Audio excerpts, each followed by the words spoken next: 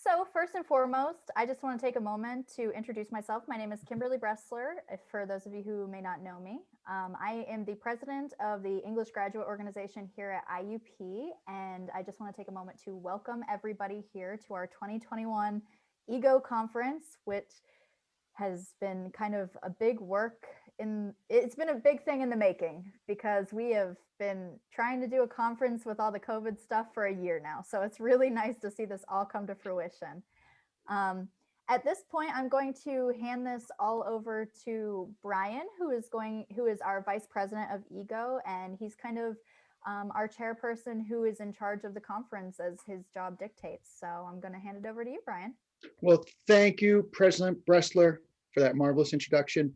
And I just want to second that. This has been a passage and really difficult but passionate endeavor for us. And I didn't think this was going to happen, so I'm thrilled to be here and be presenting this address. So thank you so much for that. Welcome, ladies and gentlemen, fellow IUP students, members of the English Graduate Organization, otherwise known as EGO, distinguished guests and esteemed panelists, to EGO's annual interdisciplinary conference. I would like to specifically thank Dr. Veronica Watson, our Director of Graduate Studies in the Literature and Criticism Program, Dr. Joanne Pagnucci, the Chair of the English Department, and Dr. Melanie Holm, our advisor to EGO this semester, for their support and direction of the EGO conference. Without you, this would not be possible. Also, I'd like to point out right now, Dr. Williamson, who's actually going to be our moderator for our first panelist. So we thank you for being here and that you're not muted. So thank you so much for that. So I would like to specifically acknowledge Dr. Andrew Williams, who unfortunately doesn't look like he's in our audience right now, but he will be present, who received his PhD from IUP back in 1994 and was a member of EGO back in 1994. Dr. Williams currently teaches at North Carolina Central University, and we're honored to have him in his presence. I hope he loves what we've done since his time. The English Graduate Organization, which has existed for nearly 3 decades, has had a significant presence on the IUP physical campus pre-COVID, with a multitude of events such as book sales, writing workshops, social gatherings, and in-person conferences, all with one intended purpose: to instill a sense of academic community among the English graduate students here at IUP. Now, post-COVID, we, the officers of EGO, strive to maintain and even foster that sense of community safely through our social media platforms, which is now more important than ever.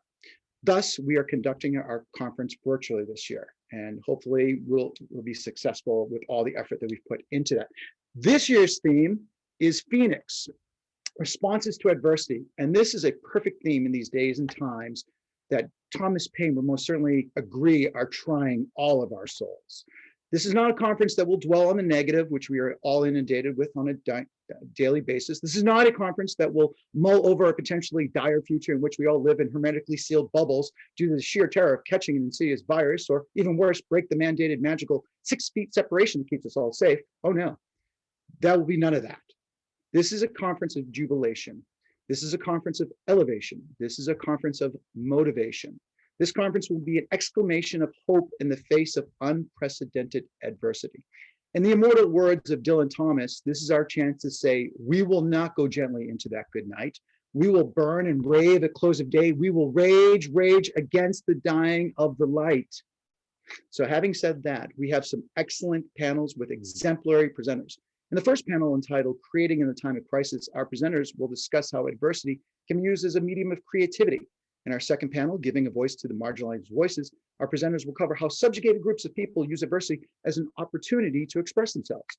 In our third panel, Learning How to Rise from the Ashes, our panelists will describe ways to adjust in times of incredible duress to achieve great personal and professional success. To conclude our conference, our final panel's theme will be Using Fantasy to Overcome Adversity. Our presenters will present ways to use gaming and literature to escape the dire circumstances that constantly threaten to invade our minds. So if you partake in one panel or all 4 panels, we, the officers of EGO, Dr. Watson, Dr. Pagnucci, Dr. Holm, Dr. Williamson, hope that you have a stimulating, enlightening, and invigorating experience, which is something that we all desperately need right now. I wish you all best health and prosperity moving forward in 2021. And one last announcement, Saturday, tomorrow, 1:30 to 3:30, we'll be having a get-together post-conference at Levity here in Indiana. And for all those that do come and partake, I will be buying the first round for everyone. So please come out and enjoy. Now, President Bressler, let's get this conference started, shall we? Yes, absolutely. Thank you so much, Brian. So at this point, we'll be moving into our first panel. If you are intending to stay for that first panel, we would love for you to be able to. So at this point, I'm going to hand it over to Dr. Williamson. After we have this first panel, there's about a 15-minute break. And then you'll see from the electronic versions of the program that we sent you that you'll be able to click on the next hyperlink in there for the next panel. Okay. If at any point you have any questions or concerns and you're confused, feel free to reach out to me via my email. I'll put that into the chat for everybody to be able to see. Or you can reach out to the EGO email at iupgrad@ego@gmail.com. Okay, so Dr. Williamson, it's all yours. Well, okay, thanks. Can everybody hear me okay, first of all? Okay, great.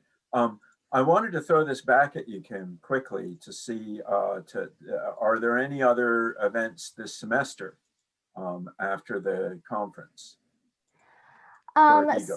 Yes, so we are planning on doing a couple different workshops that will be, there's one coming in March and one coming in April that Jeff is in the process of putting together, where we'll have some student work being kind of celebrated and shared in a similar format. We have some master students who are going to be sharing work there. And there is going to be some PhD students on a panel then in April who will be sharing some work. And we're also looking at doing a few more social events as well. But at this time, none of those are really scheduled. We're kind of playing those by ear with everything with COVID that can change on a daily basis. Okay, thank you. No, that sounds good. I look forward to that. I also want to tell everybody who's here, and then please pass the word on, that we invite feedback and suggestions related to the shift in colleges that we will embark upon in the fall. So those of you who are interested in cross collaboration with the fine arts or with design, with the creative arts and with design and the humanities, please let us know. Please send an email to Kim, Brian, Dr. Holm, and myself, or one of the four of us, and we will make sure that your ideas get some air time. That's very important. I also wanted to say that those of you who are interested in publishing your work, we have far too many submissions for only one issue of Pennsylvania English. And so we have room for submissions. And I suggest that you visit the submissions website. It's just PA English through submittable.com. I am not capable of typing and talking at the same time, just unlike many of you. So at some point I will put the link there. But this is a good journal. Your work will get international recognition. We have published most recently great poet from Morocco and really good British and Irish writers. So keep that in mind. And in general, I think Dr. Holm will probably echo this in her concluding remarks. Keep working on your scholarship and find venues for delivering it like this. And there's nothing like giving a paper. It's wonderful, even under these weird circumstances where each of us probably should take on a Brady Bunch identity. You know, I always wanted to be Alice, so even on Zoom. Okay, so we're waiting for some people to get into the room. If it is possible, before we begin, we'll begin presentations in a couple of minutes. But if it is possible for everybody to show your screen, I understand if it's not possible. But if it is possible, please do that, simply because when one delivers a paper, it's easier to deliver it to a group of people whose faces you can see. I once knew a singer, a songwriter, one of these performers who used to talk about, well, here I am singing to all the skull orchards. where all he saw were these skulls. And feel free to spotlight the presenters as they present. How does that work? I can do that as well if Okay. we're okay with that. Okay, leave the technological things out of my hands. Okay, well, I think we'll just give it one more minute. I thought we'll open this up to any questions that any of you might have about submissions to Pennsylvania English, to other journals. Caitlin, I know Sigma Tau Delta's journal is very welcomes graduate student submissions if they're Sigma Tau Delta members. Pennsylvania English has published an essay by our very own Eric Wentz on our very own Len Lawson.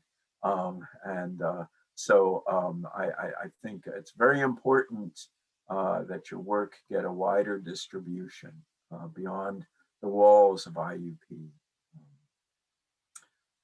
And Kim has said, please take a few moments to follow on social media. Kim, whatever that means. So, okay. Well, I think we'll begin. We may have Dan and Joe and Len. There may be people joining as you present. Don't let that throw you off. It's better than somebody, knocking over a chair or spilling their coffee in a conference room, all right? So, well, without further ado, I think I will welcome you all to the first panel. This panel is a creative writing panel, which is pretty exciting. Creating in times of crisis. And what we'll do is have each presenter present, and then we'll have questions at the end. So take notes, keep your memory devices going. Don't forget that Dan gave a paper. The one who goes first often has the fewest questions. So try to remember what everybody's doing and what everybody's saying. Take notes if you want. All right, so we have Dan Hellman is our first presenter. Dan's currently a third-year doctoral student in the Literature and Criticism program at IUP, and he focuses on contemporary fiction. He also has an interest in creative writing and streams video games on Twitch in his free time. I'm sure you'll all know what that means. I don't, but it sounds wonderful. Dan's presentation is entitled, "What Would You Do and Others?" So Dan, without further ado, take it away. Okay, so thank you very much for the introduction, Dr. Williamson. I was kind of at odds of how I was going to do this because this is my first time actually doing a creative writing style presentation. In the chat for Zoom, if you open it up, there is a link to the poetry that I will be presenting today so that you may follow along just in case I don't come through clearly or some things are, some things are not as well understood. So I will start with the poetry, and then if I have some time at the end of this, I will kind of talk about the influential part. So let's begin, shall we? What would you do? What would you do if your world were on the verge of its end? Faced with the fall of sinister moon, or the rise of crescendo waves bent upon the land now drenched in tears? Or mightiest of tremors, perhaps violent conflagration as all is consumed by the light of humanity's dark past? Even glaciation seems likely. What would you do? Would you philosophize Robert Frost and accept your fate? Perhaps your mind, the thought hasn't crossed, quaking in fear as you debate what to even do next, thinking you can abate the coming end with thoughts and prayers to some deity that clearly fulfilled their revelation that mayhaps some wanted this to end. Even you wanted it, perhaps. But you did think about the end, did you not? Dreaming of the world at knife's edge as you stand at the perilous cliffside precipice, vision graced with nothing but midnight abyss. What would you do? Listening to the grand siren's call? Do you tell it to just shut up? Or are you given some perverted comfort by its song? I would certainly hope not. What would you do to even clear your conscience of this impending doom? Fulfill your life's dreams, or even seek closure as you confess your sins to your love? Would he even reciprocate? That does seem awfully wholesome to wait until the last moments and carry out what you could not before. But what if the outcome were different? If you were the sole survivor left to fend for himself amongst the ruins, nothing for miles but the forlorn dust of what once existed, what never was. It didn't have to be this way, though. Having to live with the imprisonment of one's emotions most true, knowing they are ultimately unrequited. But this isn't your style after all, to remain ever silent. What would you even do if you could faintly affect the outcome, construct your Tower of Babel, or even take on the manifestation of Nyx? Find a way to make things whole as you ask the Pantheon for a re-roll on your wishes to see the world fold over to the next page of its dusty tome. After all, you didn't want to live on this planet anymore, did you? What will you do when you are but minutes to midnight, hearing the clock ticking away, counting down the seconds to the end, perhaps best as peace as the malformed beasts of creation succumb to madness? And in that great panic, you and him can hold still and silent, knowing that the outcome is the same, and the relief that brings, knowing it matters not. But was it all for naught? Next poem is Borrowed Time. Wake up, my friend. No sense in wasting this day just watching the meteor fall. You're on borrowed time after all. Knowing it's all about to end, what will you do with that time? So precious you hoarded it, watching it slip through your fingers intertwined. And yet you lay here insisting destruction is not near. Maybe you think you can ride this out. You're on borrowed time after all. Come on, get up. There is much to see yet. Maybe this will be an adventure. Maybe this will be apotheosis. You may finally even be true to yourself and to others. Maybe even ask him to spend the end of days in your arms. At least you could hold on to him better than the hours you failed to fetter. As the sand stops for no one, you're on borrowed time after all. The evening comes, but light holds not from sun but falling meteor, the object of the end. Perhaps you prefer the great flood instead. I've done all I could and must be going. It appears time is harshly flowing. You're on borrowed time after all. Did you make the most of it?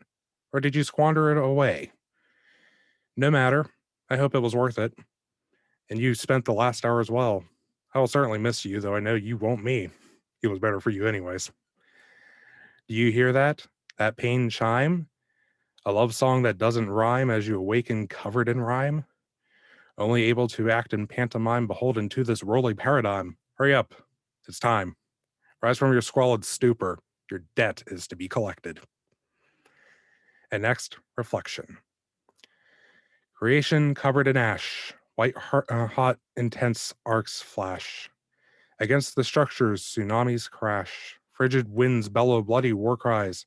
The very earth torn asunder, the world sings its final hymn. The world awakened. What did you do knowing that it was to end? But we've had this conversation, have we not? Need I repeat myself again? Does he know that you loved him? Did you feel satisfied with the result of your other pursuits? But no matter. None of it seems to matter in the end. But to you, your world matters. After all, you did get to see just how things would end up. And just as easily, you could have surrendered to the madness of upholding the words of dead persons long since rebuked. But this is no elegy for the feckless, unless that was the chosen path. How would that elegy even be sung? To some, world's end gives clarity. Others, judgment becomes foggy. What does it do for you? And what did you do? When faced with the snuffed ashes of existence, I trust that in the end, it was right for you. The bridge to nowhere. A road most traveled. On it, many walk its concrete shell, looking onwards toward destinations. Others wander, gracing each branch, following through to the leaves on twigs' end. Some bearing fruit, others not so much. I happened upon a lonely bridge whose end I could not see through the curtain of mind's dense miasmic fog. What compelled me to cross, I know not in the slightest, but it would truly be arduous on icy surface and boisterous winds challenging my sovereignty. Every step I took, challenged at every footfall. But the end I have reached as I discovered in my deepest despair that this bridge had no real destination. To know where this bridge led, only to the visage of swirling vortex and bridge beneath to catch falling chunks.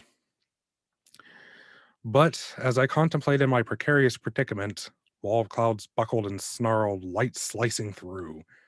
Brilliant as it was, my path clarified, stars sashaying silently in stillness. Looking over that stub of bridge, I overlooked the road most traveled. And at that, the bridge to nowhere became my bridge to somewhere. The river. Upon the frosty banks I stand, intruded upon by cold's embrace. An audience with the mighty river to myself I have been granted with grace. Upon the frosty banks I observe. The mighty river flows with purpose to where I do not ponder, and whence it came I do not wonder. The river's business is its own. My soul serenaded by music of gushing water, and my mind graced with the vision of majestic force upending the islet's steadfast trees. As I watch the tree torn asunder from its resting spot, I feel my own spirit enthralled by the snowy veil upon the rocks and tempered by the airy mists. As my body watches in awe, my soul is bound by the rising waters of the murky waves to be carried to its new destination. Mind, body, and soul all swept away in time. But who am I to fight my fate, but rather to enjoy my new life further down the meandering flow? Pure bliss strikes me, returning all parts of me with purpose anew. And finally, lonely bench upon lane snow. My eyes blinded by aerial dust, diamonds glittering in the air, a fog most languid and grainy, rested upon my hair the ghostly specks of crystalline powder. The tears of the horizon on my strands, passing through stone arch carved out with age, carrying the weight of sky-flung salt, signaling the passage, life to death. As I passed through it, I felt no different. Is this ascendancy? Each footfall upon the path, floating above nothingness, crunching lane salt, imprinting history, buried beneath the layers of newly written record, each flake the birth of a universe to be impressed upon my soul. My soul. Trees barren of life sparsely line the horizon, staring on forlornly. As I reached my destination, the fog graciously parted ways to escort me to a park bench, naked of sashaying dust, ornate the metal holding it steadfast in its resolve, accompanied by a tree lost in time, shrubbery blanketed, unmoved in the oppressive, chilling breeze. Sat upon the bench did I spy him. So he has finally come to me. I knew I would find him here in pitiless void. Why did he come for me? What work do I have? I finally found him at last. I wish he wouldn't have come to my prison. I am corrupted, lost to nothing. There is still hope for him. At least here I cannot turn upon the world. I can save him still. His fair broad frame covers scantily for this frigid day, yet he fears not the cold. I have become dull to it all. His sullen gaze, we both know, but is he prepared for me at my worst? I refuse to fight. There is another way. He refuses to fight. There is no other way. I sat myself within his space, the lively with the corpse. For as frigid as he was corporeally, I still felt the dying gasp of inner ember. He approached me and sat, my icy exterior melting away as his flame joined mine. Contemplation takes hold, the fog abetting, day in the dusk, golden to silver, embraced by glassy dust graced upon the wind. I take myself into his arm. He inches closer. I hold on to him dearly. He settles in. Upon his thundering heart my head rests, upon my cold chest his head lain. Despite sickness taking hold, needing to be purged, all seems right in the end. All seems lost in my end. My hand rested upon his thigh, his head upon mine own. Did I feel a solitary crystal tear meander its way down my facade, forming the icy river that scars mine face? Moved to tears I am. as I am become whole again. All right, that concludes the poetry part of this presentation. Thank you. So to go real quick as far as like influences and kind of the time period that this was written. So funny enough that the first 5 of the 6 were actually written prior to lockdown and the pandemic starting. It kind of came from a place of we'll go with indescribable feeling between semesters, I guess. But I feel like it captures sort of the prolonged mood that we've been kind of suffering through with this pandemic. And as far as like the creative writing portion of this goes, it helps to put these emotions into words so that we may hopefully actually do something constructive with it rather than sitting away at our desks in our offices and our bedrooms, otherwise just fettering the time away. And especially this year, poetry is really taken a strong hold with the poet laureate being read at the inauguration, which was truly an amazing feat to behold. And I feel it's something that can serve as an inspiration to help us bring out these sort of unrequited feelings even further. So I'm going to leave my presentation there and give it off to Joe. And I thank you all for attending. Well, thank you very much, Dan. That's really wonderful. And I think we'll have a lot of questions about that, especially the way the poetry brings out different kinds of connections. Our second presenter is Joseph Canton, who will present Dog-Eared Memory. Joseph is studying for his PhD in Literature and Criticism at IUP. He received his MFA in creative writing from Hollins University. His research interests include Appalachian literature. So without further ado, Joe, here you go.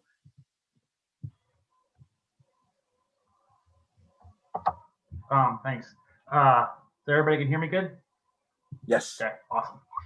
So I'm going to do a little like brief intro for this idea of the poem that I had and how I sort of grapple with it, and then I'll read and sort of sum up again at the end. So first off, I do want to thank someone in attendance. Sydney was actually a very big help on this poem because she was in my master's program with me, and so it was sort of started there is where the genesis was at, but it was in a very infantile state. And the idea of this poem is really me grappling with my grandfather gaining dementia and not being able to come to our farm and help us as he used to do. And so it was me stepping into the role that he took.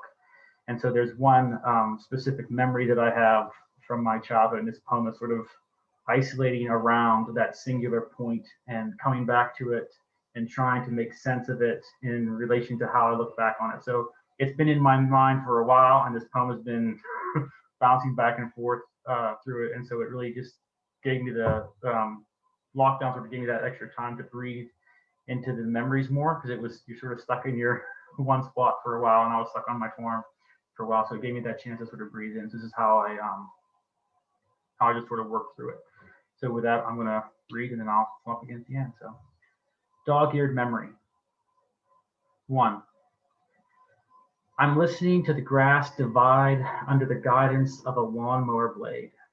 The evening chill makes its way out of the woods with the shadows. I feel the humidity linger, hoping to do something more. In this golden hour, there's the sound of a mower in the distance, making the passes slowly and deliberately. This memory holds all the elements: summer, work, family, farm. I keep coming back to this moment in my past. The evening sky mixes itself across many of my other memories. Was the ground fresh with rain, or was that another moment when the sun was descending into the saddle of the hills? I remember the sound of a lawnmower, the way the grass folded into space between toes, the smell of grass crying at its first cutting. Its tears spread the fragrance of spring as the grass turns to mulch. a base supplied to support my toes. Was that feeling produced by bare feet adhering to fresh rain on grass, rain on its way into the soil? 2. Metal songs of wind chimes crumble at the thought of bearing the weight of painful memories. The harmony of their tones is designed for joy, laughter, and prayers. That is a truth that I was taught as a child. A set of wind chimes materialized almost as an afterthought on the edge of our porch. My path would make them play as he passed, a gentle flick, a moment of listening each time he went by. Back to my first thought of summer. Pap was mowing. From what I can infer, that the mower had the steering wheel and the grass that was high enough that the trimmings were thick and plentiful. The sound of an engine under strain was there. These fragmented memories, elements of stardust imprinted into my mind. If I say that this is the memory, who will defend my stance? No one. I was alone in the intersection of space and time. The only other, my path, is lost in his world of dementia. Moments such as these have been deemed unworthy to be kept in his mind. 3. A childhood riddle forces interpretation. 3 switches are on a wall. One turns on a light in the attic. How can you tell if you only make one trip to the attic? Which switch sparks light? The way to know is to understand cause and effect. Cause. My Pap can no longer care for himself. Effect. His hands can no longer control the mower. Cause. I'm responsible for mowing on the farm. Effect. I can't stop thinking about this memory. Could I smell the way the mower chewed through gasoline? Hear the missing of the engine that allowed liquid flame to slip along pistons and burst out into the air half used? What was the condition of the grass around my feet? And were trees in the field, or had grass replaced them? I'm switching between memories. Grass between toes, cool of the evening, sound holding on to the breeze, smell telling me about the past. We are the light of the world. Our spirit is the heat. It will linger on this earth longer than us. 4. Winter sticks around long enough to help me forget the feeling of a spring evening. Outside wheel between cut and uncut grass, a few inches of play in the steering, Pap's unsteady hand guiding me around the field in tightening circles. The right tire runs in the track that the left tire made on the previous pass around the yard, concentric circles directing mulch blades outward, making crisp lines. Tight turns miss the little triangles, dog ears of grass that can ruin the pattern. My Pap whispers these truths into my consciousness. I was sitting on his lap. He was teaching me how to steer and mow. He kept reminding me each pass. He held the bottom of the steering wheel. I reached from his lap to the wheel to steer, not yet realizing I was just holding on while he was doing the work. Memories don't tell me where we mowed. Ripped from present, dipped in past for that moment. What else is in that moment of time? I will stay stuck in dredged up subconscious mire, willing each drop of this memory a space to grow into a new thought. And if I am to lose these fleeting memories, O Lord, I pray, let this last one saturate my consciousness just a while longer. 5. Storm clouds travel east to west across the farm. They bring with them a pause to the daily routine on hot summer days. Rain clouds limit the time that grass can be mowed. I have never washed my soul in the first spring rain and allowed the cool water to filter through broken memories. Infiltration is a slow process where the ground accepts the fresh rain. I am slow to process the moments that collided with me. Their meanings soak into my mind and produce the memories that I now work through. Did I realize that these evenings and afternoon moments of freedom to listen to grass being cut from a distance would have expiration dates? I can no longer make memories from a distance. The task of directing the mower is now mine. 6. Candles fail to duplicate how much fresh cut grass smells to me. Maybe the smell comes from decay. The moment that a blade of grass is divided into pieces and separated from the root, it starts to destroy itself.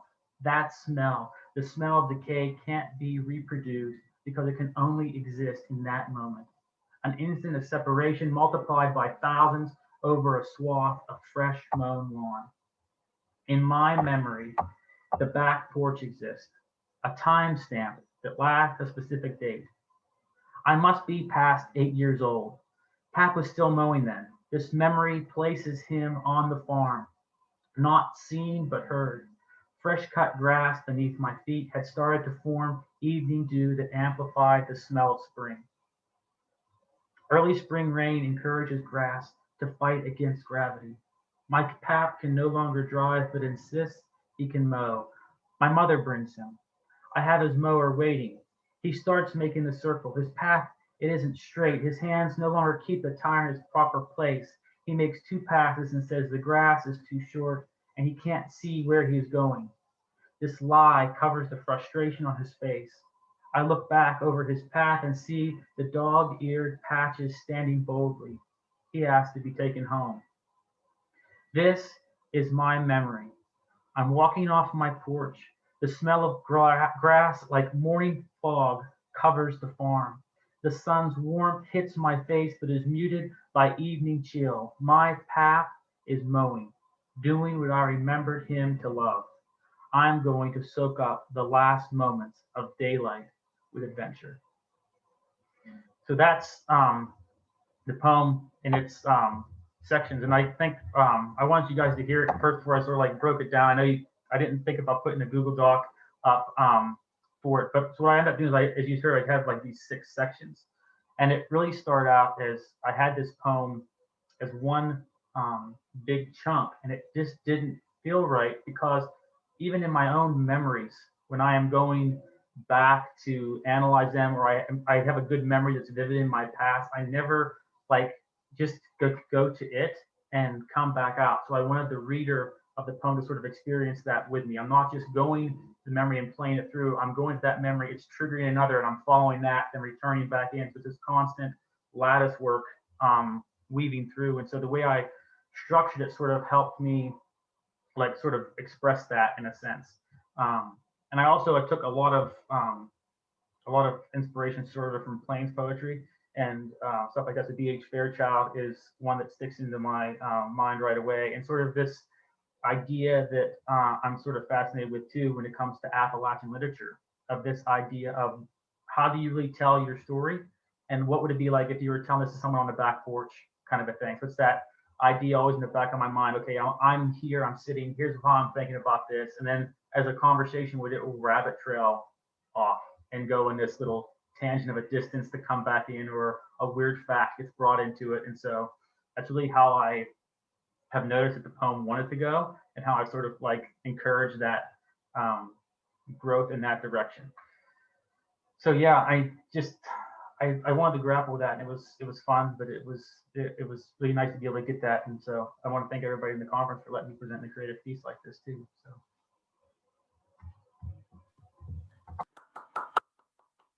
Well, thank you, Joe. All right, wonderful.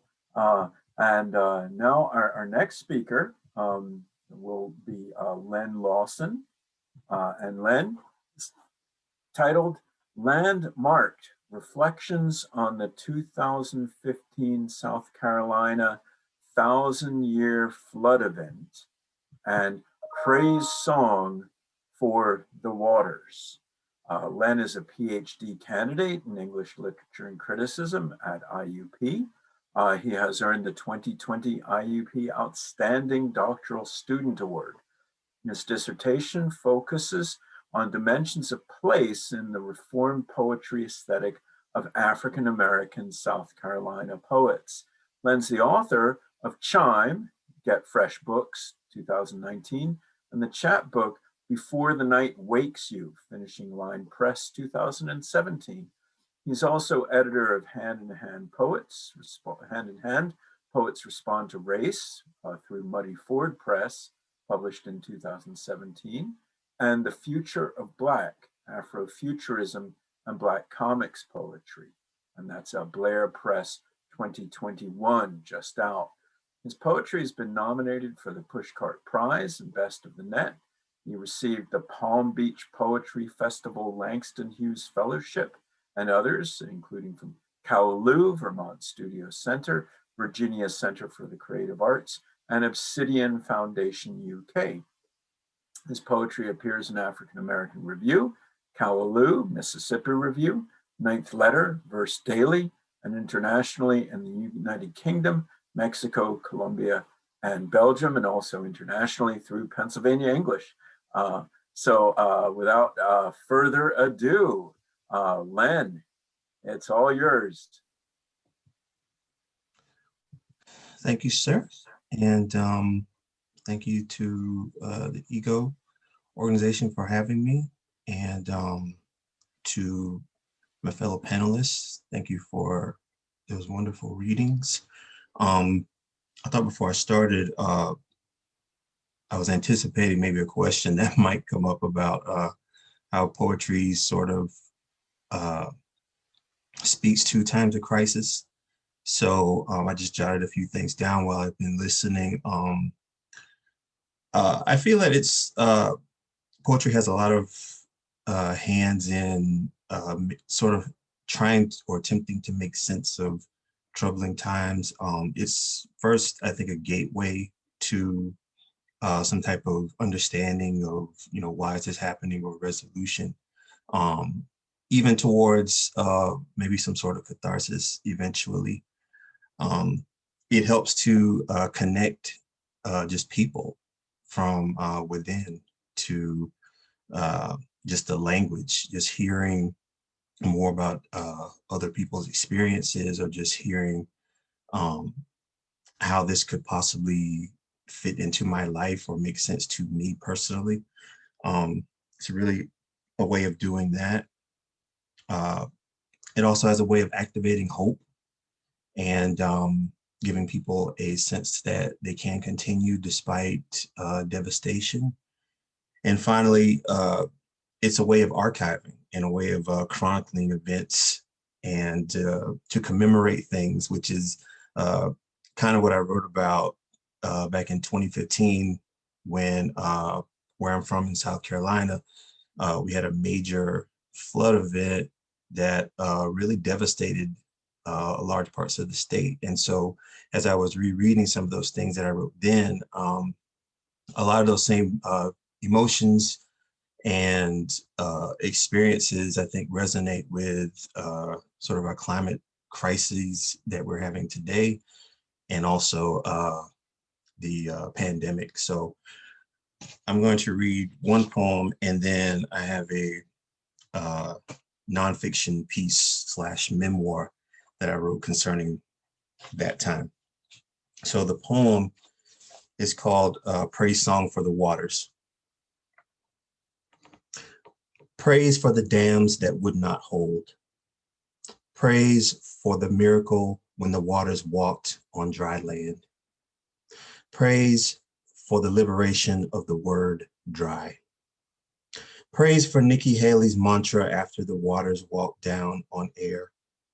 We will get through this.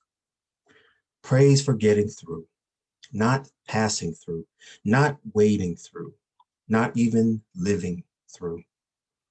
Praise for the 48 hours straight the waters ran their marathon through the bowels of old Palmetto State. Praise the desperate souls who drove out to cheer them and got swept up in their tailwind.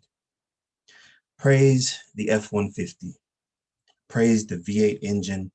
Praise the roaring motor and the booming horn and the trips to AutoZone to make it even louder but silenced in its race with the waters. Ran a close second to death, dead in the water. Praise for the dead. Praise the getting up and out, the early morning resurrections.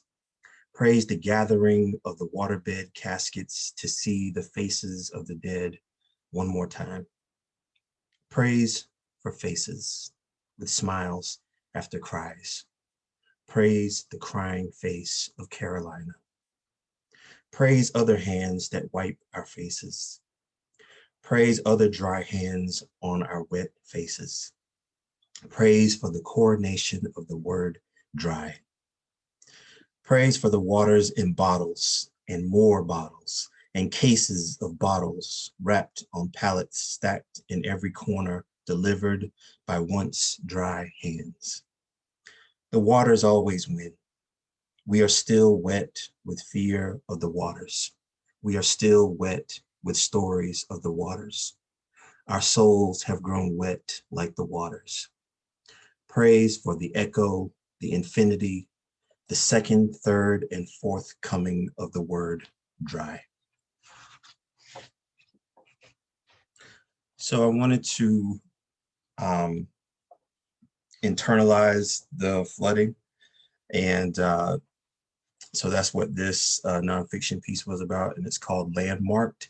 And it's inspired by this photograph that I saw in the state newspaper that showed the water getting like all the way up to the height of like the interstate signs, which is crazy to think about, but it was that high up, and I had never seen anything like that. I mean, probably never will again in my lifetime. So I was just trying to process that with this. So this is called Landmark.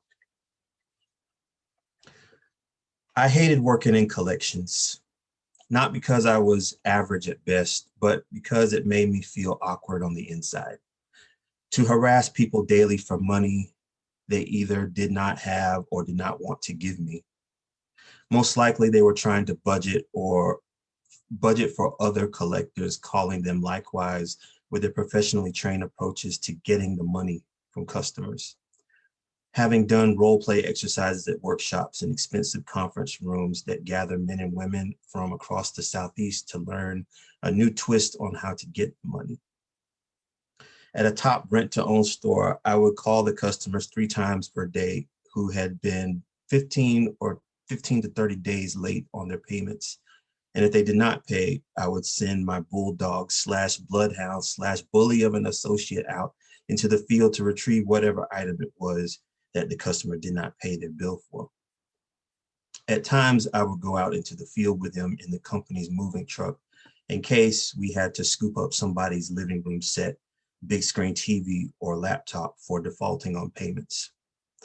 I recall repeating the phrase, "Man, this ain't nothing but a hustle," many times when I considered quitting. I just wasn't that guy. Fortunately, I didn't have to quit since the district manager moved me into the sales division where I had to persuade customers on the front end to rent the merchandise on the sales floor, a trade I was less enthused about. First, I was horrible at counting the inventory on the sales floor. Sometimes I always came up short on items that were obviously there on the floor. I think it was because I was so bored with the activity that I always overlooked items right in front of my face. Second, the sales training conferences and workshops made me loathe the occupation more, and I felt increasingly less enchanted by the actual rent-to-own business, such a scam. If any of the customers had any financial sense, then they would either lay away the goods or simply buy it outright. Eventually, I got myself fired by perpetually showing up to work late by at least 30 minutes or more. Granted, I live 30 miles away from the location. Oh, and did I mention that the district manager claimed to have moved me to groom me for the store general manager position, but instead gave the promotion to a newly hired trainee with no experience whom I had to work under? Yeah, I was done. That is when I translated my collections experience into the title loan collections business.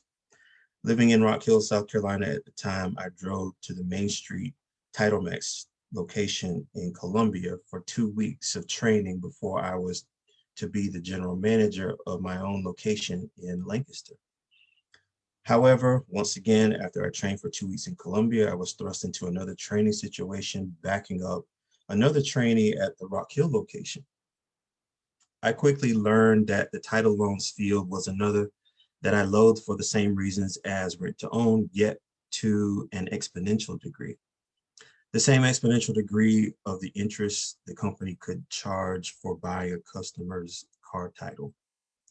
Once again, the customers desperate for quick cash got my side eye. This ain't nothing but a hustle was still my catchphrase. This was all before TitleMax was on every other street corner. So despite the shade of constantly being tossed to and fro in this collections industry, I had hope that once I did pilot the Lancaster location, which was being built from the ground up, I'd be content with finally, as it were, managing my business. Unfortunately, I could not control my marriage problems at the time, and those plans of being general manager went awry when I moved out of town. When the Titanic South Carolina 1,000-year flood event came, Divine Street in Columbia, of course, was underwater. It is one of those lasting images I remember. I traveled the street several times, but the sea level of it and the city in general became blindingly evident when news cameras showed the signs of McDonald's, Walgreens, and TitleMax up to their necks in downpour. A skeleton of the structure remains, a hollowed out reminder that enterprise, albeit a dubious supply and demand chain, once thrived there. I think washed away with that concrete rubble are my memories of not reaching and surpassing my dreams. I did not bleed business, although my undergraduate degree is in the field. Many years before, a teacher tried to convince me that writing and teaching were my gifts to pursue in life. However, growing up in a rural South Carolina town, my goals, like every other kid, were to move away and make enough money not to return. Ironically, I returned many times when my marriages drowned, when my career aspirations gurgled their last breaths, and when my faith became a memory lying on the ocean floor of failure. After I became desperate enough to want anything better from life, I rediscovered my pen and passion to create waves on the page. Those waters rose so high above my failures that I could not even hear their echo anymore until the day I saw TitleMax underwater. I look back like a Hebrew looking back at the Red Sea when the parted waters were beginning their race to their original state. I saw everything I had left behind in Egypt underwater, covered now after my true purpose in life carved out a new path in its finger. Seeing the TitleMax sign above water revealed to me how far I had actually come, and I marveled. I had not taken a moment to look back. I was too busy racing on the new carved out path being sprayed by the mist on both sides, thinking at any moment the walls of water would wash me away. I was too occupied with graduate school. I closed my eyes tight and felt the breeze on my face sprinting through 3 years teaching middle school. I saw dry ahead for miles when I began teaching in higher education. And even then, I could not feel my feet growing sore as I wrote endless poems trying to find myself in the word poet. I had no inclination to look back, for I was mindful of what happened to Lot's wife. Nonetheless, as her curiosity in the burning cities behind cursed her body to salt, the flood itself caused me to look back at the aftermath to behold the spells that water could conjure. I did not have to be afraid looking back as she did because the city was already laid to waste behind me. When I saw the sign in the distance, I knew I was free from it, free from going back to my Egypt, free from losing to the waters. They were temporary. They would eventually recede. Their powers were fleeting. The waters could not stay. TitleMax on Divine is now my divine reminder of how far I have come from dying, with my words still in me, content to allow my lungs to fill with someone else's breath and not fighting, kicking, flailing violently for the life I was born to live. As I look back at the phenomenal waters, I see survivors that refuse to go down with a sinking ship. I see a community, a band of warriors who did not give up their lives in defeat, but they lived. Their stories are written in their palms and on their foreheads. I see us as landmarks, keeping our heads above the waters. Thank you so much. Well, thank you, Len. That's marvelous, marvelous. Well, thanks to all three presenters. It's really exciting work that you're doing. And now let's open up the discussion for questions. Kim has said if you're not comfortable speaking a question, or if you're having audio problems, you can put it on the chat and she will moderate and reflect that back to us. Okay, well, who would like to start the questioning? I do have something here in the chat if no one wants to speak up. Oh, I think I saw Olivia. Did you raise your hand? So my question's going to be for Joe. I was just curious if you've ever read Seamus Heaney's poetry, because I saw or heard a lot of similarities to a lot of the interests in his poems with talking about lines and limits and memory. And I thought it was really interesting, and maybe someone that you might like to study in the future. You really lined up with what you had. Yeah, no, you just said it. I Googled to make sure, but no, I have not. So it will be added to my list. Thank you so much. That's a great question, Olivia. Would you like to talk a little bit more about that, about the connections that you saw? Yeah, sure. Let me grab my book actually off my bookshelf, and then I'll come back. Okay. Seeing Things is the collection of poems, I think, that Olivia is referring to. And I'll put that Wikipedia entry into the chat so that everybody can have access to it. Well, maybe I won't, because I don't. Here we are. And then Kim, if you could share that with Yeah, so I do have one here that's directed towards Dan, and then I have one for Joe as well. Great. So I can read this one. Dan, this is coming from Brian. I would contest that your first poem is a synthesis of Frost, whom you mention, and W.B. Yeats. Would you consider these two poets as significant influence in your writing? What other poets would you consider a significant influence? Frost, yes. Yates, I have, believe it or not, have not read as much into, and I should read more, especially since I have a collection of his stuff. I know that as far as influences go, I've read a decent amount of Auden courtesy of a certain class I will not mention by name, but that professor knows who he is. Now, whether Auden shows up in any of my verse or not is a different matter entirely. But I can definitely say I feel like he's had an influence on me. Dan, follow-up question for you. Were you reading Frost's Fire and Ice while you were composing it? Because I see some references to that poem directly. It was really well written. But I was wondering if that poem itself influenced the writing of the first poem that you read for us. Yes, I definitely had Fire and Ice in mind as I was writing that. Awesome. I thought so. It was really, really nice allusion. Well done. Thank you.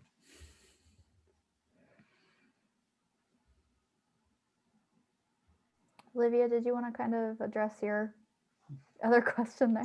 Yeah, sure.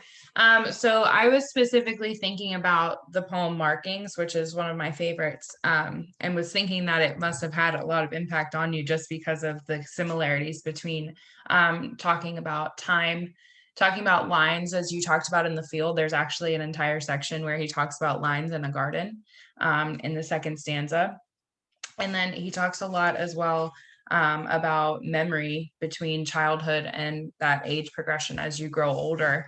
And those memories start to change, just kind of like you were saying when you were explaining it. So definitely look at it. I think it would be awesome. And it was really, really well written. I really enjoyed it.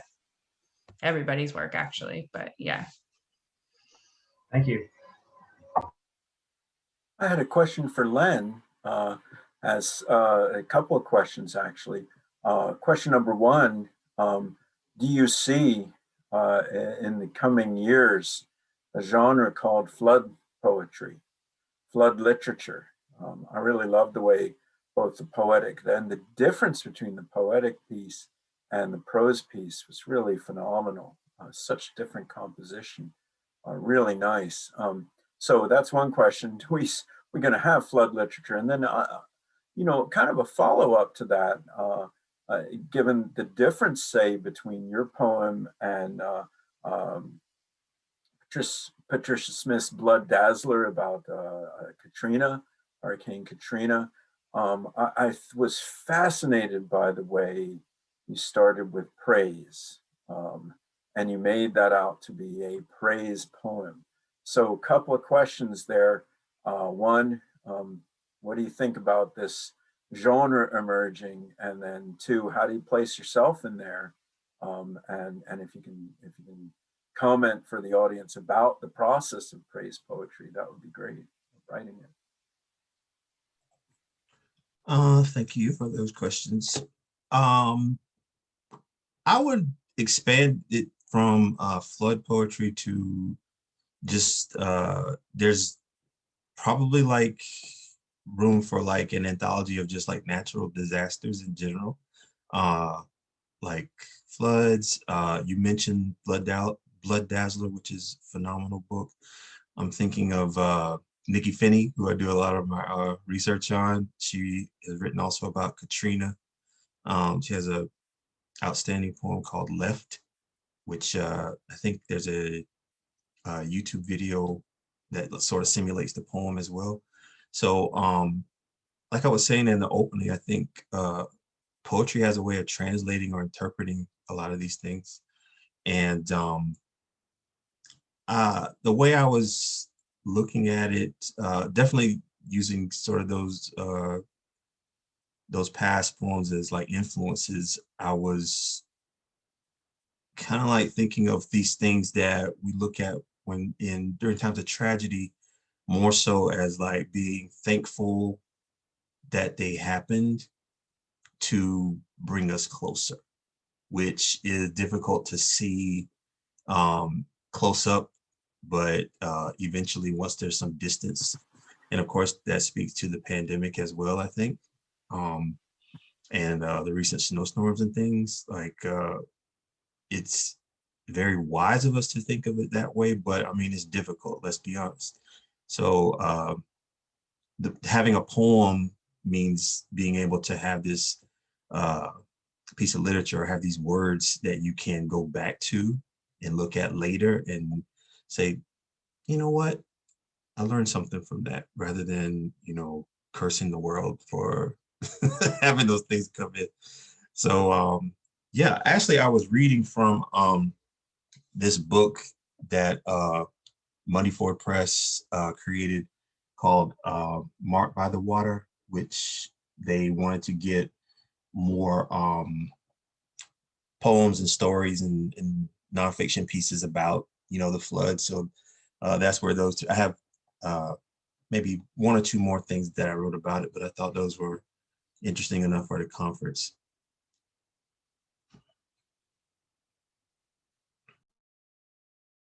Sorry. Yes, that works very well with the conference theme, as I thought all three presentations did.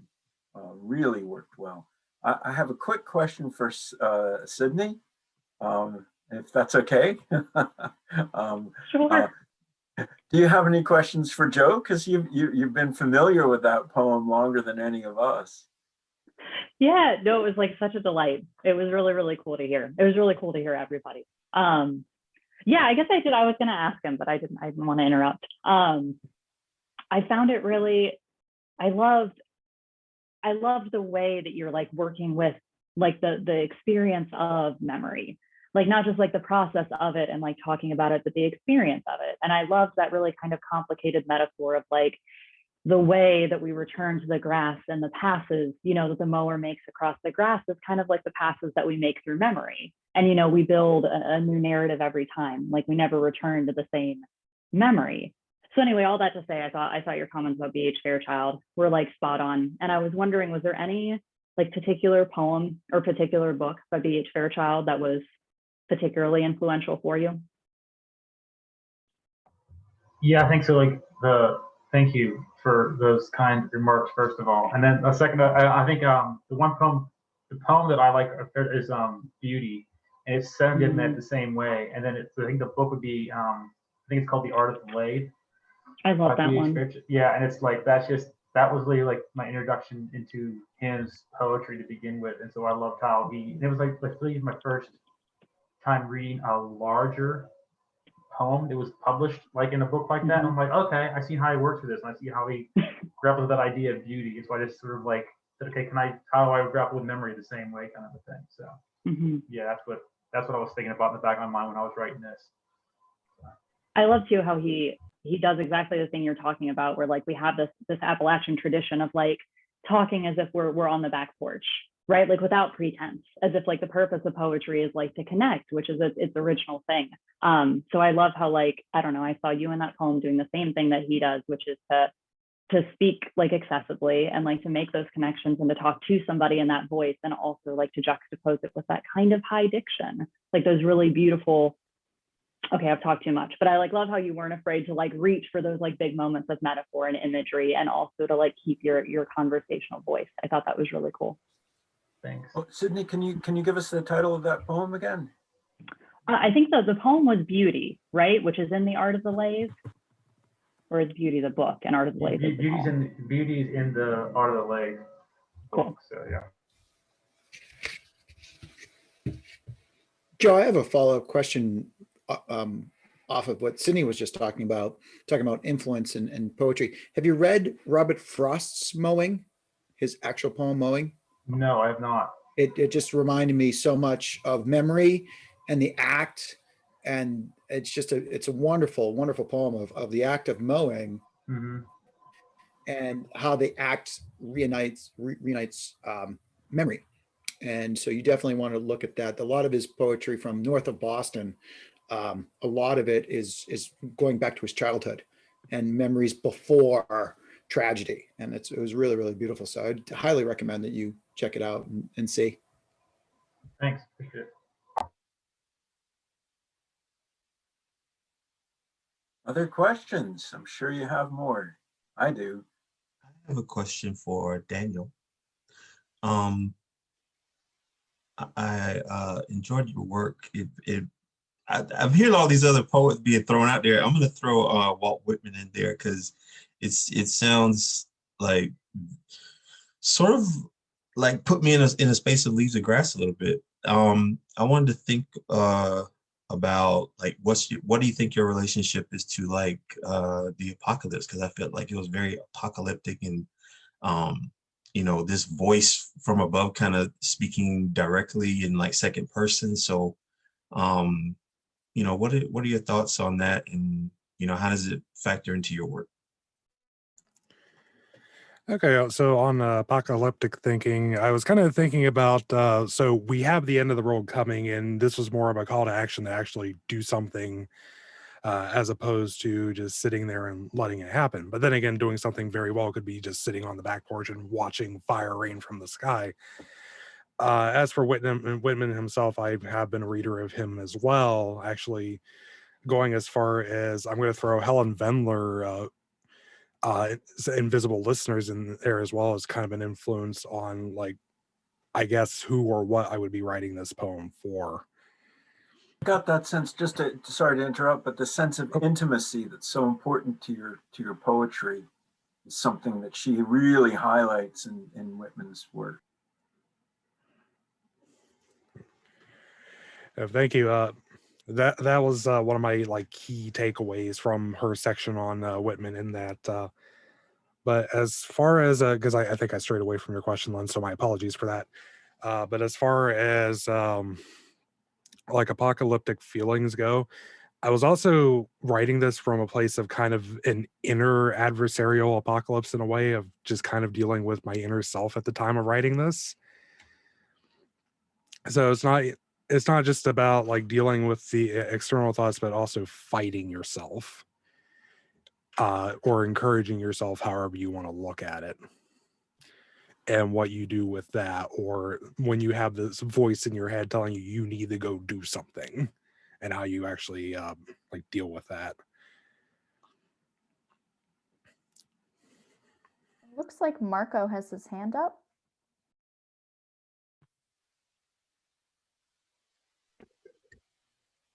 No, sorry. So I was just wondering, like, with the creative process, how did it shift from like, then and this time around?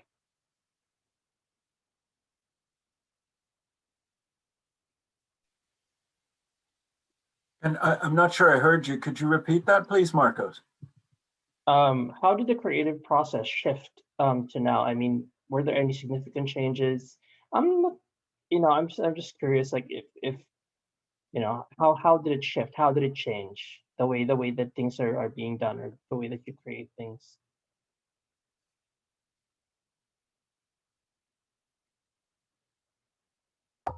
I'll stab at that because I'll try. I think like so for me, like, and I think creative process in general is just um, I'll speak on my behalf. I'm not going to speak as field of whole, because even though I've got a little bit of knowledge of it, I'm not going to say I know the field of whole enough to speak.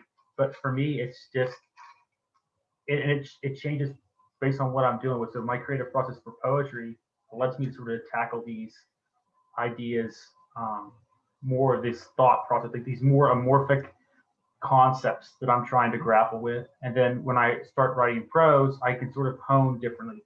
So for me, it changes over time. And like my prose writing, it takes me time and distance from an event. I think Len was sort of, it's like I have to be a few years out from an event before I really have grappled with it enough to write it out in prose. It takes me like it takes me 2, 3, 4 years even to get a good read on it, where poetry can sort of come in a little bit quicker. I can sort of, okay, it happened 2 days ago, but I can sort of jot something down that's sort of going to start working with it. So for me, I think creative process is not just, it's changing. It changes over time based on my distance from the event, kind of a thing. I think that your question was going for, Marco. I wasn't sure.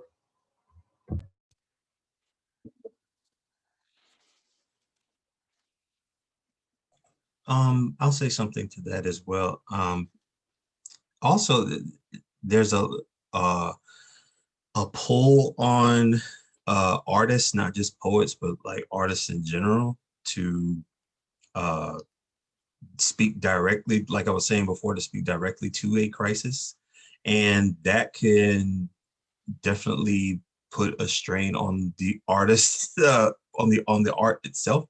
Like there's a lot of pandemic poetry out there right now, a lot of people writing about COVID, a lot of like, not only that, but like op-eds and what have you. So Joe's, I take the same approach as like, I sort of run away from the thing that everybody wants to write about like now. And especially if it's dealing with like something visceral, like people dying.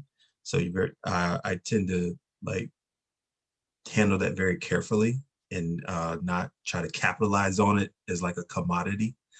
But as far as the creative process, I think I was built for this because I'm an introvert by nature, so I can stay in the house forever if you want me to.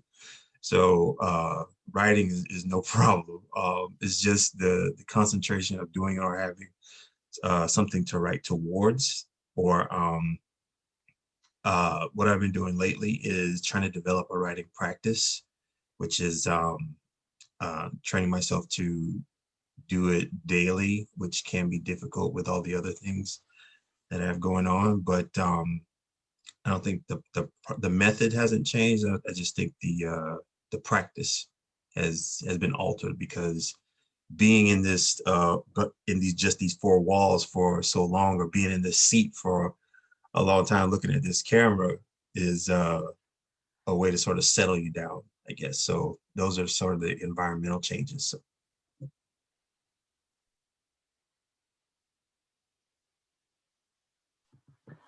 Yeah, I think that's important. I was wondering, Len, if you could speak, because Joe and Dan, have you read your poetry at other forums? Have you done much public reading? Little bit. And Dan, no? This was your first time, Dan? Well done. Yeah, I mean, you really, yeah, that's excellent. Len, I know I was on my way to a reading that you were giving at the White Whale, and the bonnet, or what is it, the hood in English, the hood in American, our car was popping up on Route 22, so we had to turn around.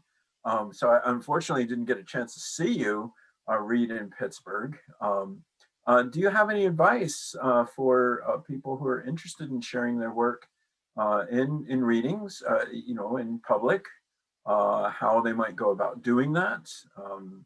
What are some of the do's and don'ts?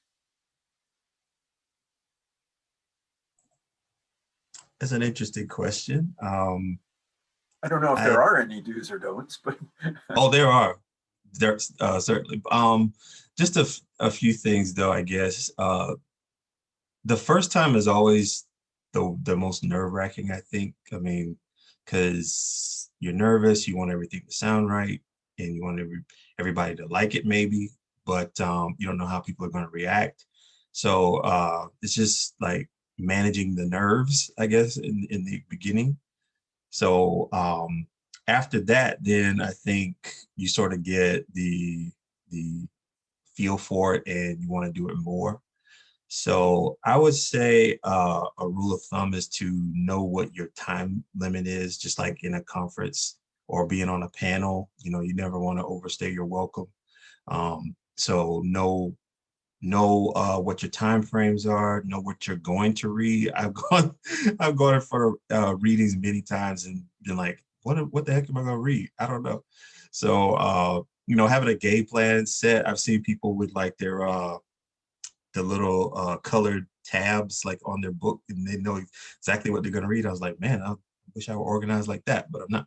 So knowing what you're going to read is helpful, and also like be prepared just in case, you may want to maybe ask to do like an encore or something, have something in the back pocket to read as well. So those are a couple of things that I've gathered up over the years. And how do you go about getting into the reading circuit?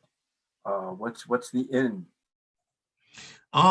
Basically just finding where the poets are. I know specifically in Indiana, there's like a monthly open mic poetry reading like downtown. I forget the venue, but it does exist. So just connecting with people like on social media. Dr. Williams said that means like Facebook, Twitter, Instagram, etc. Thank you. Things like that, and just finding people that or you could start your own reading. It doesn't have to be going to find where all the people are. You may start like hey, Zoom is fantastic for doing that type of thing, and also just getting to know other writers and what they're doing is a good thing. But and also reading different poets and figuring out where they are reading at, or like looking at their itineraries and seeing, where they're going to be. And then, not just walking up to them and trying to meet them, but, just figuring out, where you could possibly share your work. But that's really where I began to like practice being in front of crowds, is like at open mic venues, and then working up to doing things like featuring. I have a quick question for, kind of across the board for all panelists. I'm not much of a creative writing person myself. I tend to sway more towards the literature side of things. But what would you say was what is the most challenging part of going through that creative writing process of putting something down on paper? I mean, we always talk about in literature, as we write articles or anything else, that writing is a process is constantly changing. You're never done editing that one draft. So what's that process like, and how do you know when the piece is done, at least done enough to be published or presented?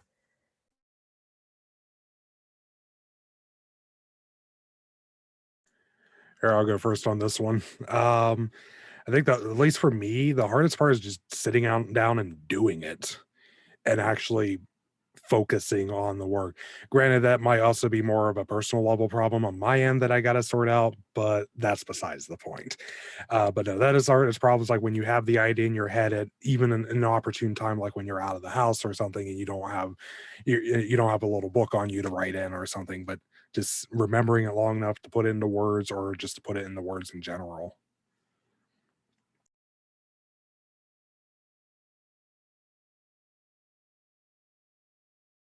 guess I'll go next. I agree with that. Just getting it typed out or written out is equally as difficult as the editing.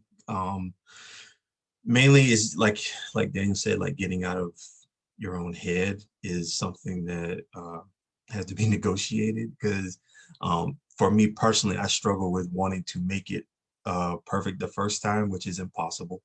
So I will spend a lot of time thinking it, or thinking where this line may go, that line may go, how am I going to approach the page?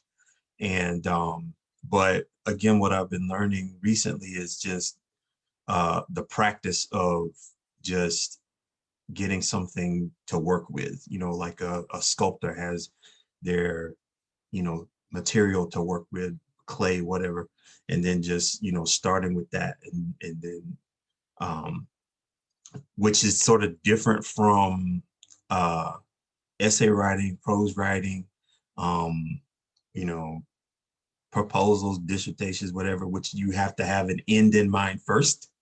That's nice to have in poetry, but it's not necessary. So it could start out as one thing, it could turn into something completely different by the end. So luckily for me, I can sort of like flip those switches and turn off one and do another. But sometimes they try to bleed into each other, and I have to, corral them back away from each other. So I would say, yeah.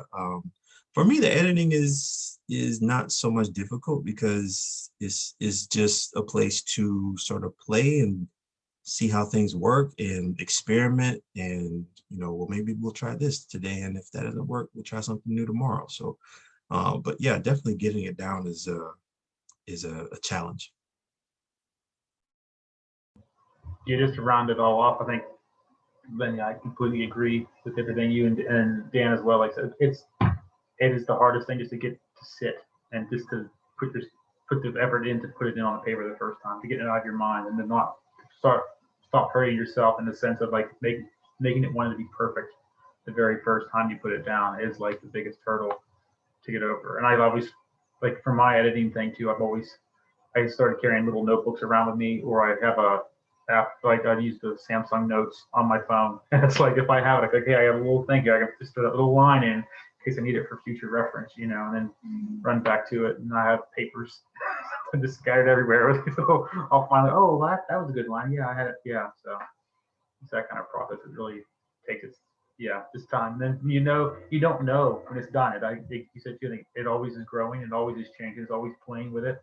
And, one version of the poem has the potential to be completely different, and almost a different poem the next time you write it and go into it. So it always is changing. Yeah, I'll add to that about the part about knowing when it's ready. It's not like baking a cake when when it turns black, then it's like overdone. But if it's just like golden, then it's perfect. I think it's a lot of it has a lot to do with confidence. So unless you have other people around you that can give you feedback on it, like a close set of peers that you're comfortable with, that you can say, well, is this working in the poem, or do I need to do something else? So if you don't have that, and you're working with, just what you have, or just your skill set, then it's just, I guess, being confident enough to sort of like say, okay, I'm submitting this and saying, what do you think about it? That's kind of what publishing is, I think. It's like submitting it for approval, or submitting it and saying, what do you think about this, and can it be better? Because it can all, like Joe was saying, it can always be improved even after it's published, so even for this conference, I was looking back at the prose piece, and I was sort of tinkering with it here and there. So it could always be redone, but finished is like a nebulous term in poetry or creative writing. Well, thank you. Those are great answers. Just to reinforce, because I know, Len, you do a lot of work on poetry collectives. And oh, good, we have another cat, Sydney.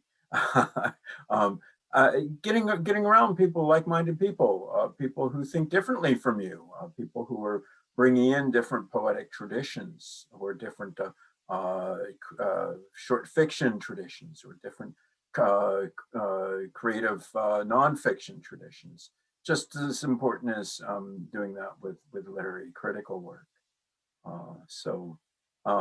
Len does a lot of work with collectives, groups of poets, poets who run poetry, more than workshops, poetry groupings, poetry institutes, very important for shaping identity, especially at the local level. Well, we have some more time. Does anybody have any other questions? I'm going to put. I have one. Oh, great. I want to ask my other two panelists too, like, what really, because like Len, you'd mentioned about it, like the picture was your like sort of inspiration for your prose piece, and then I just like, what is that sort of spark? Sometimes we all have that like at random times, but what really does, find that you really can, okay, this is something I can look at, and I can really start to write with, or a place that you definitely like to write, kind of a thing to help spark that creativity.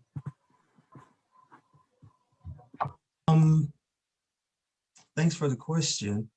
I think that's sort of going into like ekphrastic poetry, where you write towards a piece of art, or you look at a painting or a sculpture or something, or nowadays even like I've seen poetry about like music videos, or the music video as art, or something like Lemonade by Beyonce that could be considered ekphrastic, because that was like a work of art essentially. So that's a whole subgenre within poetry, which I've done a good bit of. I think when I try to approach like artwork, I try to look at like a micro to macro approach. Like instead of just taking in the whole piece of art, I try to find like a way into it, and then sort of gradually pull my way out, sort of like in a movie where you'd be like zoomed in on a particular image and then it pans out into something big. So I think that's a way of entering the art. So, but with that picture that I was referring to, it was just stunning, just living here my whole life and just seeing it. It was very apocalyptic, to see like everything just covered in water. So it just, the reflection kind of wrote itself with that. But I appreciate the question. Len, I have a follow-up question for you on your work, which was fascinating, by the way. The flooding works in so many levels, and I was wondering if you sort of looked at the flooding as is climactic, and it was catastrophic, but also almost cleansing in a way that the flooding led you to a different path, and the way that it kind of like eradicated, like what you were talking about with the title lease place, which I looked at as kind of an epitome of human avarice and predatory practices. And now it's kind of wiped out, literally, almost like a biblical flooding. And then that's a cleansing of like your soul. So is that what you're looking at, that there's an inspiration in this time of horrible climate,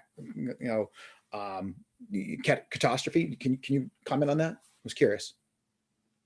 Absolutely.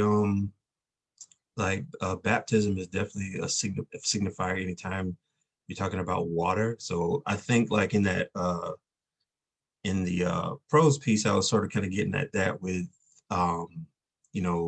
the parting of the Red Sea and the spraying mist on both sides, trying to imagine that type of thing. So I think that's a great way of viewing it in that particular piece, is like just a washing away of a lot of things that were still lingering, I guess. So, but in a sense, you could look at a lot of natural disasters that way, sort of,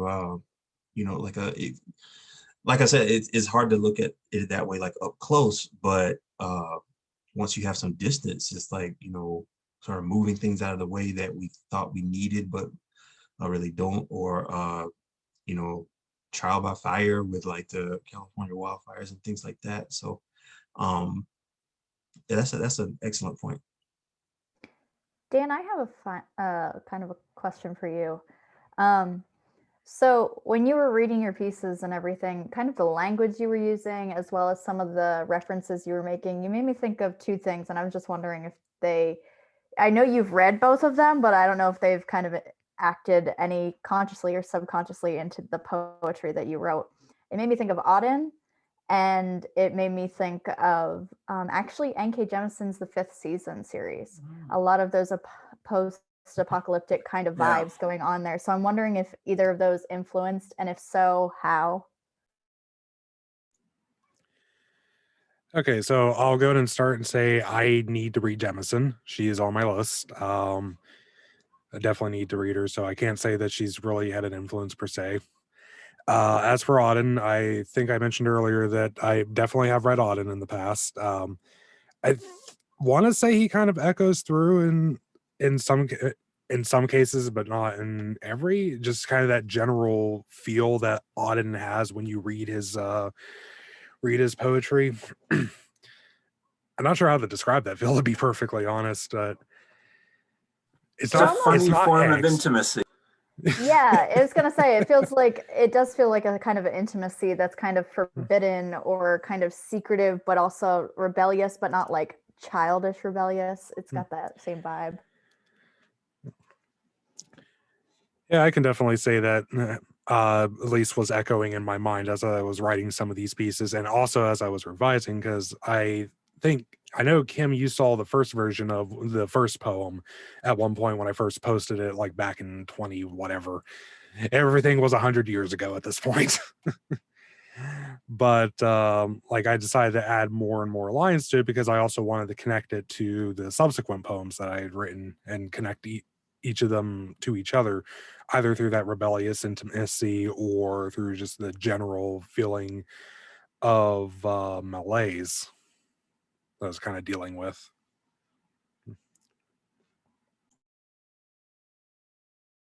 I have a question for Joseph. This is more of a personal question. So I recently was accepted to an MFA program. So I have questions about like how do you think what in that experience has helped you become a better poet, and what from that program do you take away or do you bring to this PhD program that you're in? Well, I actually went to the MFA not for poetry, but more for creative writing. So, but just I think it was, and I think Sydney could just nod and attest to this whole thing. It was really the community of writers that you plugged yourself into, and the place we went to is really good for bringing in top-notch writers. Gina Diaz was there a couple times. They had writers in residence, and so like it was just bringing that community around you to let you bounce ideas off of them, and you were talking through them with things. And then the workshops, I think I was in at one point like 3 or 4 different workshops a week, just cranking things out. So that really gets you into that rhythm. It sort of breaks that wall down where like you don't have that sort of pause to where I can't write. I don't have this like you just push, and so it got stuck with that. And then really here in this in the PhD program, I think it's pulling some. It's let me sort of come at the literary side with a different angle than I probably would. I happen to learn a lot of literary theory coming in onto it, but at the same time, it's allowing me to align really quickly with some text easily. And then like right now we're dealing with I'm doing your postmodernism class, and so being able to like pull up the creative pieces in my head and go, okay, I can connect all these to it because of all this other things, and really see those links. Because we were in the MFA program, you were analyzing those creative texts, like the Red Wheelbarrow or something. It was a thing you're writing a 20-page paper on just that. Like, how do you analyze it? Like, let's go. And so it's able to bring that into this, of how to really delve deep literary wise. And so vice versa, it's going to be good that way.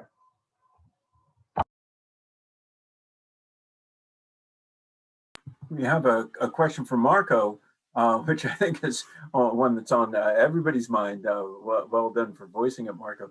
How do you stand on the shoulders of authors you like while keeping your own voice?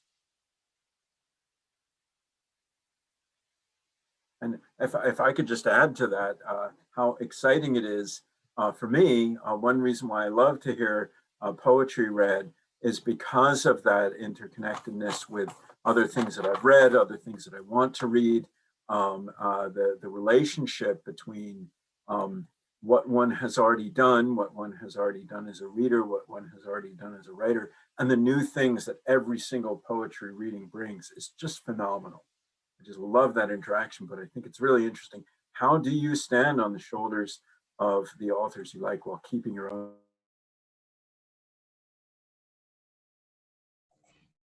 I'll jump in on that one. I think early on, for poets, they feel like they have to imitate the people that they like, even with like fiction writers as well. Like for example, I in high school I really loved Toni Morrison, and so when I figured out I wanted to be a writer, I tried to write like Toni Morrison and failed miserably because you cannot write like Toni Morrison no matter how hard you try.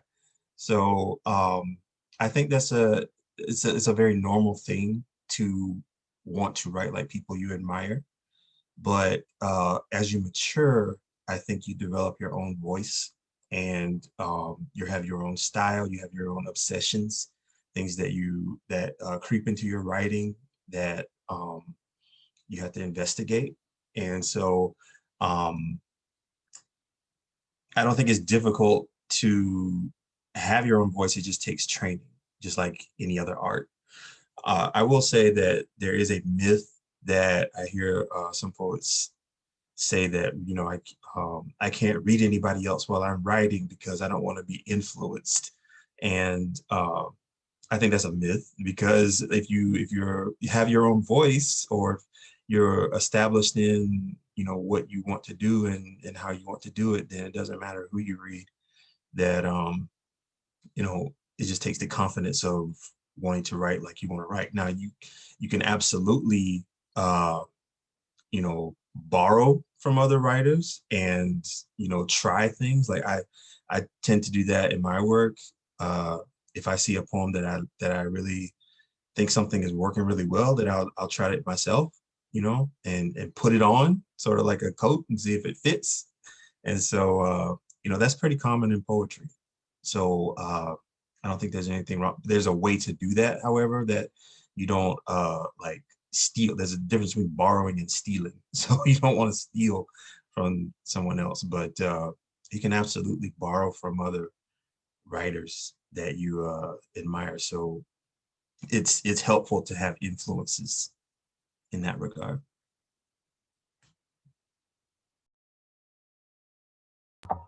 Yeah, I'll just echo off of that too. I think I think it was like, it came to me in a way like I was reading all these poets and I was reading all these short story authors, and it was frustrating to me that I wasn't able to like sort of mimic as effortlessly as it seemed like they were doing it, especially on the first draft too. It's like, oh, you know, and I think it takes time to get over that. And when you do find your voice, you learn it almost comes naturally. You start using it, and everything else sort of just fits around you. And like Lemson, that metaphor, like the coat kind of a thing. It's like, yeah, you have your frame underneath, and your voice is your like frame of your body kind of a thing. And then that coat just sort of settles differently on each person. So it's never going to always fit the exact same.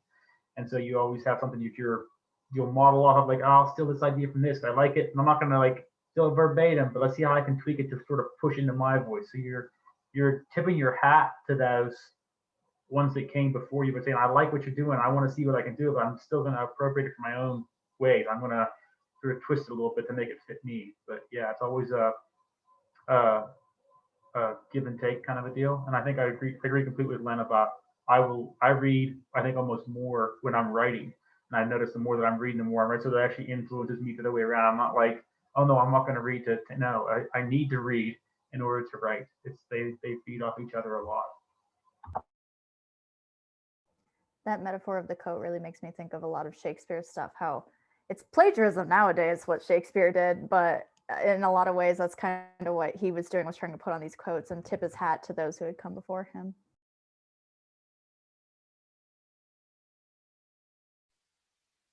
Well, great. It looks as if we're pretty much out of time. I have to say, this is the first time that we've had a focused panel on creative writing at the EGO conference in my memory. I don't know if anybody else remembers. And I think that's been a wonderful success, and I hope that we will continue that. If you look, I'll put it again on the chat. There's the link to Pennsylvania English. I encourage you all to submit through Submittable. As people have been published in poetry will tell you, most journals submit about 1% of what they get. So don't feel sad if you get rejected. It's okay. But it's really important to start submitting your work to journals so that you find out and get feedback. You don't know when it's ready unless you show it to other people. It'll never be ready if you don't show it to anybody. So I encourage you to share your work with others first, and then to please submit.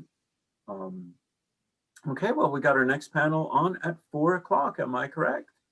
That is correct. Our next panel will be at 4 o'clock. You'll find the hyperlink on the program, and it'll be under panel number 2. I'd just like to really quickly thank Joseph Candon, Daniel Hemmon, and Lynn Lawson for a phenomenal presentation. Thank you for sharing your work and taking the time to talk about your work. I thought it was a really great discussion, really, really stimulating. And thank you all for the questions and partaking. I thought it was very successful, our first panel, and I'm hoping you all will be there for our second panel starting right at 4 o'clock. So take a little break, go outside, walk around, breathe, and we will see you all at 4. Kimberly, All right, get some else you wanna steps add? in. Nope, sounds great. And All right, even- see you all. Thank you. Yeah, turn those microphones on so people can hear the clapping.